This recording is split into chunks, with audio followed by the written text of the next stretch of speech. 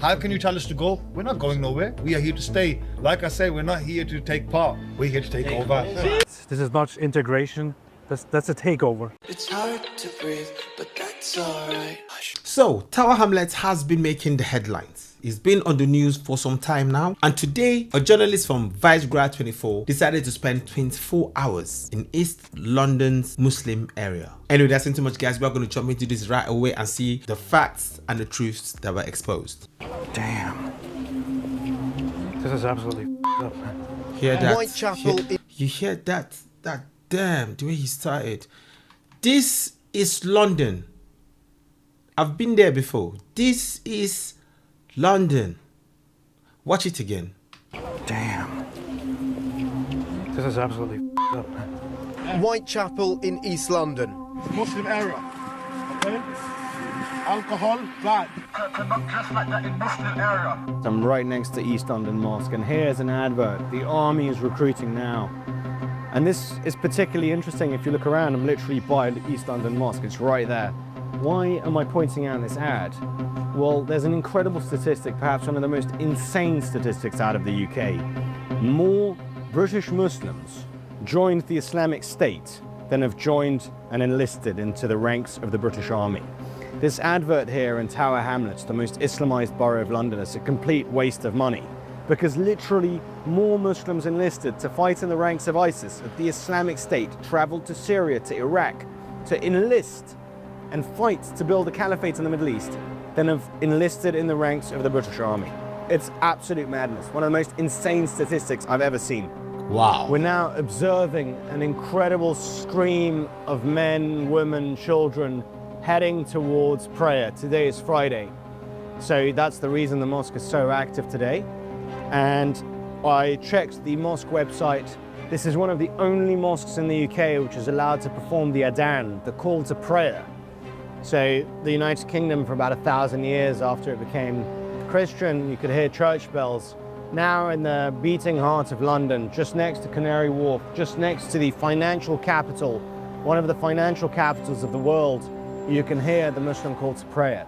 It wasn't particularly safe, especially being here with Ridvan, who is an apostate. In the Muslim faith, and the radical offshoots of the Muslim faith, certainly, apostasy is punishable by death. I mean, in present day, apostasy is still punishable by death? Jeez. And many, many people in the Middle East believe in that quite firmly. We are here waiting for the call to prayer. We want to hear it. The Islamic call to prayer, as much as it might be a symbol of faith and the strength of it and the loyalty to it, is also directly a statement. It goes and it says, there is no God but Allah, and Muhammad is the messenger of Allah. So that is the statement.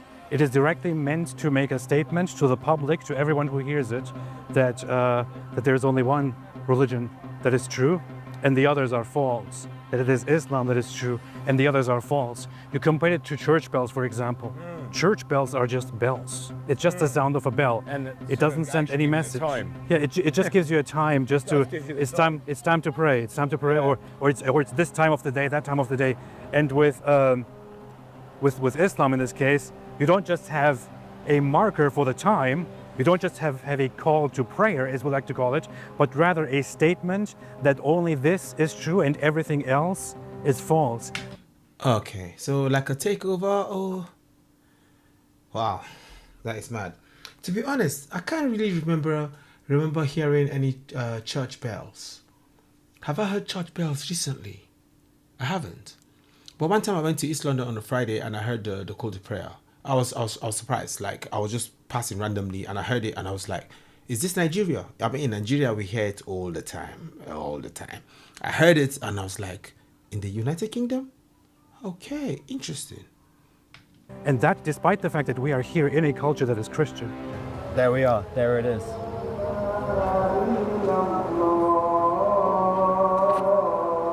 you hear it?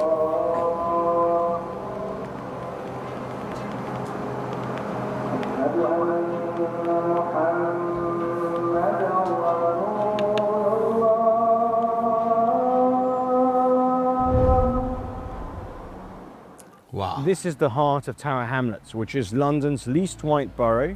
And more interestingly, it's one of the most Islamified boroughs with over 50 mosques and masjids interspersed around the space.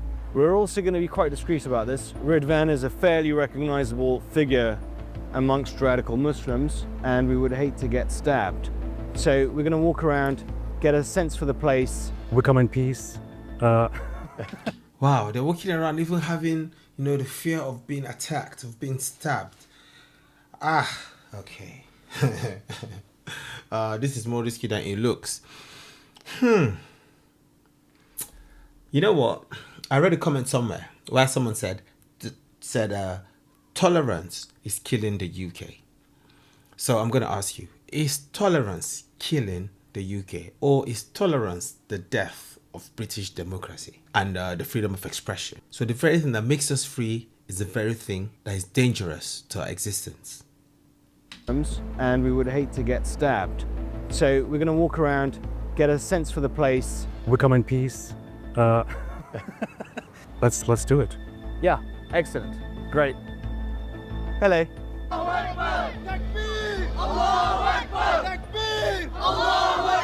We have had some incredibly radical imams, perhaps the most famous of whom is Chowdhury. Yeah, Anjem Chowdhury. You know, no one's above the law. If the law of the land is Islamic, we respect the law of the land. What if it's not Islamic? If it's not Islamic, then the law of the land and those who make it can go to hell, quite honestly, because Allah said in the Quran, in chapter 33, verse 1, He said, "O Prophet, fear Allah and do not obey the disbelievers and the hypocrites." Well, you're on your way to the hellfire because you're a non-Muslim. All non-Muslims are destined for the hellfire. If you don't care about the cultural component, if you don't care about the erasure, if you don't care about the heritage, there is something that you should care about, which is, specifically in this part of the city, we are talking about a demographic takeover, a complete demographic change, not simply in culture and skin color, but rather in religious beliefs. There has been an explosion in Muslim population.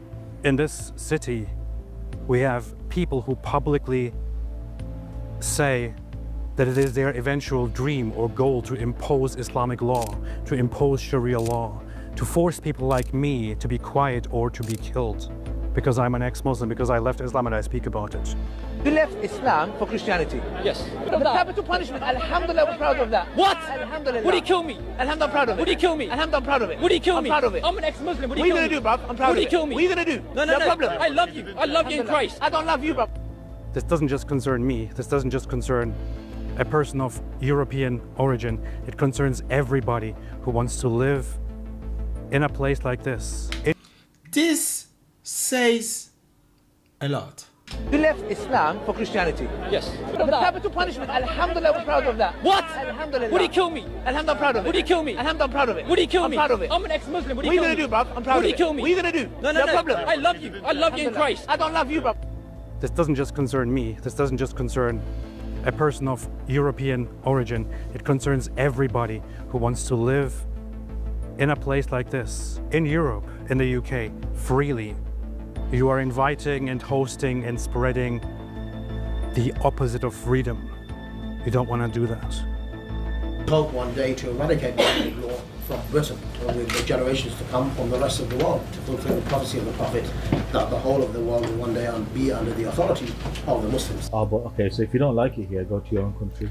But why would we do that when our forefathers were instrumental in rebuilding this country after World War II? It was our grandfathers who worked in the factories 20 hours. It was our grandfathers who came here and ran the infrastructure. It was our grandfathers who bought you the lovely curry, which is your national dish. So how can you tell us to go? We're not going nowhere. We are here to stay. Like I say, we're not here to take part. We're here to take over.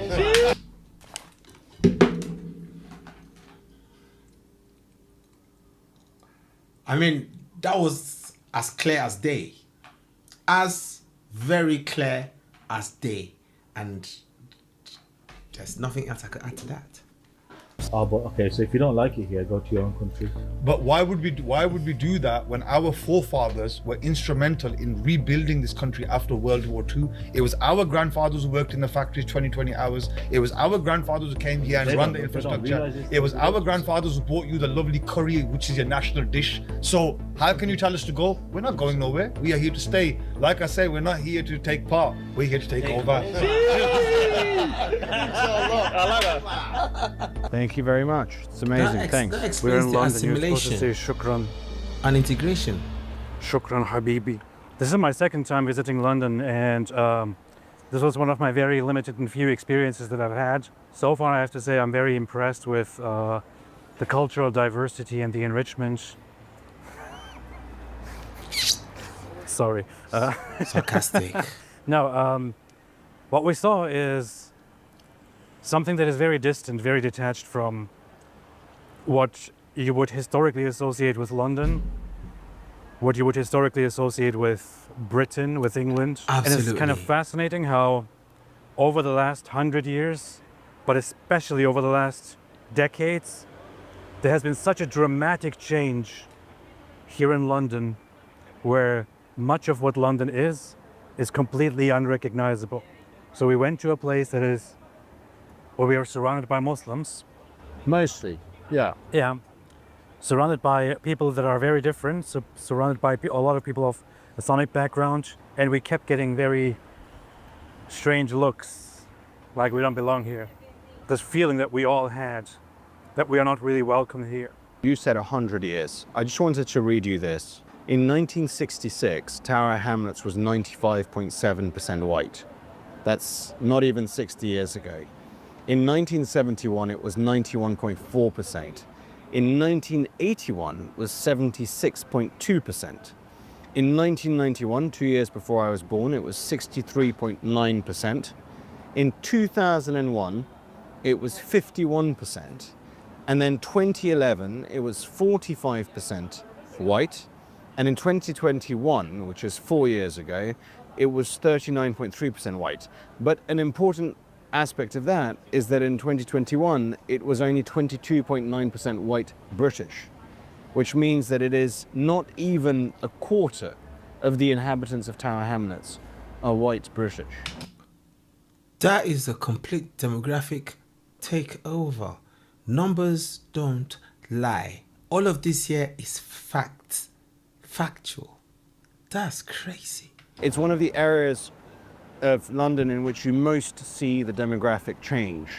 And then if you read up here, Tower Hamlets in 2017 is the second most deprived London borough.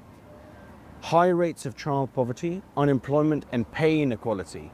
And the pay inequality is interesting because as we were walking down from Mile End towards East London Mosque, in the background, we could see Canary Wharf. You have these council estates behind me on one hand, and then when you turn around and you pan the camera around, there you see Canary Wharf, you see the Gherkin, you see this incredible wealth.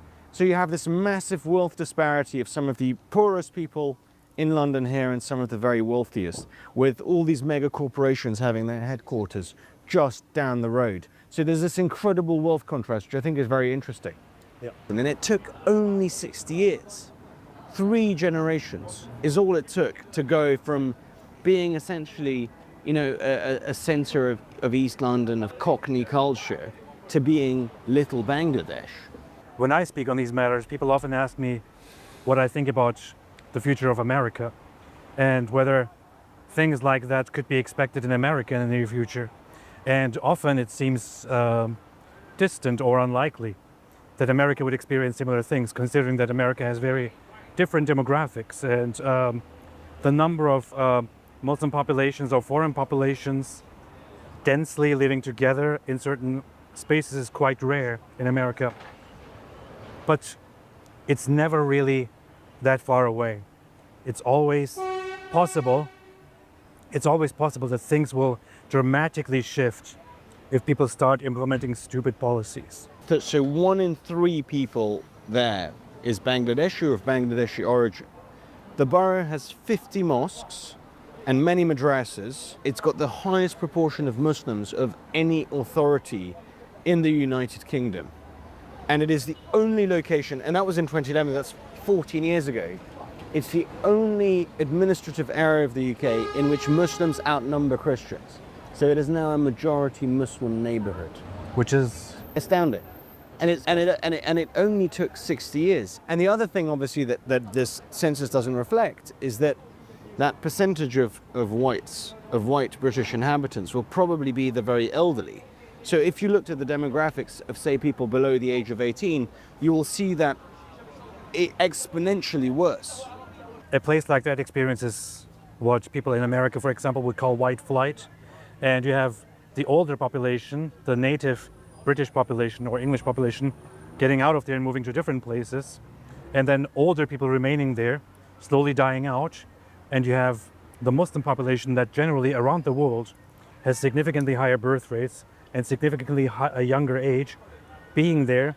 And then just through natural means, just through breeding, outnumbering and replacing the local population that made this place. Wow, that's insane, mate. That's insane. Well, this is the new Britain, okay? This is the new Britain. They say truth hurts, okay? A lot of people don't like facts, but this is the truth of it. That I came from a country, Nigeria, where he's saying it's true. So you have then a different culture taking over. This is the question that we sort of reach, is it's an assimilation question. One Bangladeshi can obviously become British.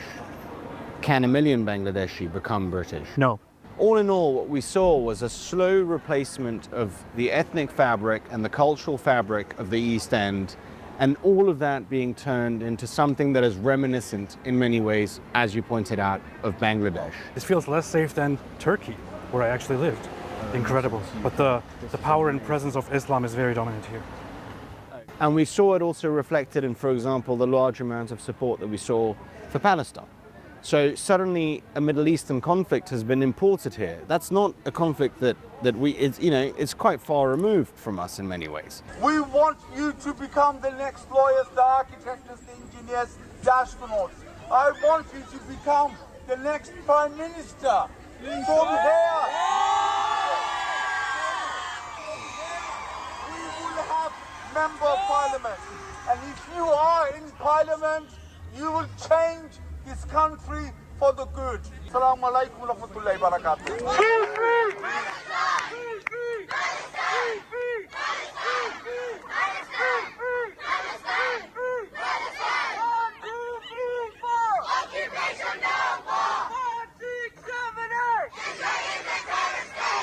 And the other interesting thing that you have is, we saw last year there was a significant clash between Hindus in Bangladesh that were being persecuted by the Bangladeshi majority, Muslim majority.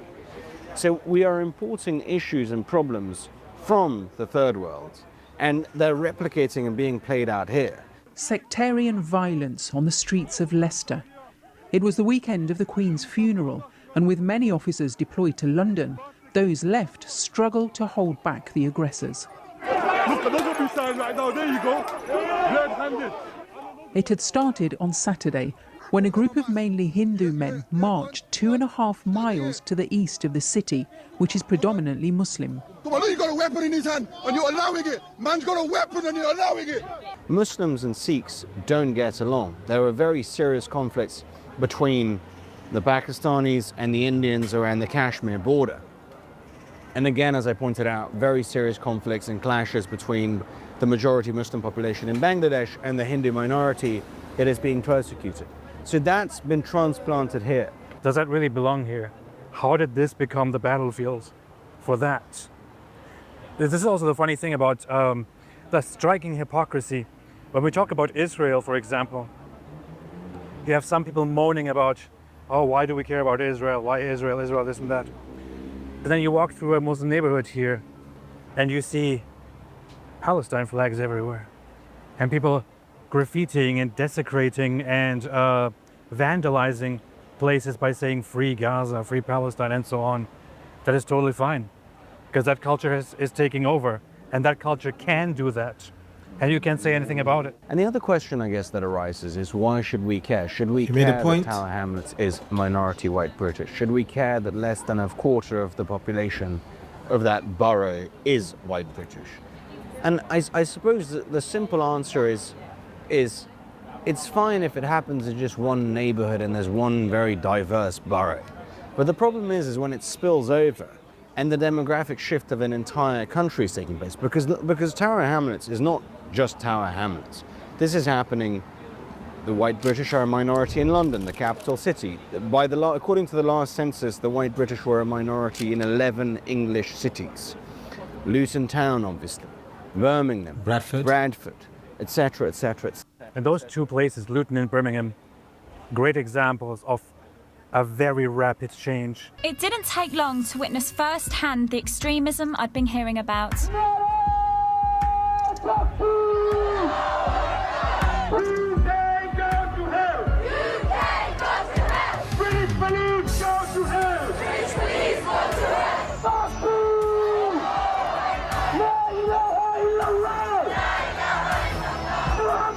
I wasn't sure what they were marching for. Imagine you have multiple places throughout London or throughout England, and you only have small numbers of Muslims, for example, moving to this place, that place, and so on. It will be much more likely that these little groups of Muslims or these little individuals will start integrating into the society and assimilating and adopting the local culture and the local way of things. But here in that case, you have something that makes assimilation impossible. How can they assimilate if they are the majority? And there is something about the call to prayer, for example, or about mosques. We talked about this when we were there. You have a mosque there. On Friday, during prayer time, everyone is flocking to the mosque, and the mosque is loudly declaring, there is no God but Allah, and Muhammad is the messenger of Allah. So the mosque is basically declaring all other religions are false, only Islam is true.